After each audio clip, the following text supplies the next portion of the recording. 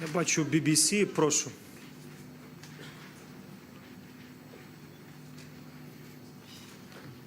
Thank you.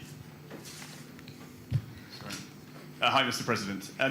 I would like to ask you whether you would be willing today to publicly condemn the publication online of the personal details of 4,000 foreign journalists on the Mitrovic website. And seeing as that question is of a more personal nature, I'd like to ask you a more professional question too. How would you characterize your country's relationship with Russia now? You mentioned the wonderful victory by Jamala. And in that vote, Russian people and Ukrainian people voted very highly for each of their respective countries. But Mr. Putin has one red line, which is clear, is not to return Crimea to Ukrainian sovereignty. And given that, do you have any optimism that there can be any rapprochement while Mr. Putin is in power? Thank you. Thank you. Shall I answer in English? First of all, you are absolutely right. I am publicly condemned the publication of more than 4,000 journalists' names on the Mirotvorets site. Point number two.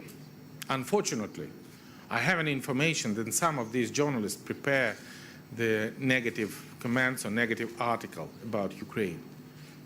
And I kindly ask you, please don't do that. Because me as a president, I guarantee the security of these journalists in Ukraine. And we should develop the mechanism how the journalists can be on the occupied territory through the Ukrainian, which legally come to Ukraine and pass through the touch line. I instruct our law enforcement agency to defend the journalists' rights, including those who were mentioned in this publication. It seems to me yesterday I see the statement of the Minister of the Information Policy, which I fully share and satisfied. And look, publication on the independent internet site, the data, we have a very limited instrument to react, connecting to close this publication.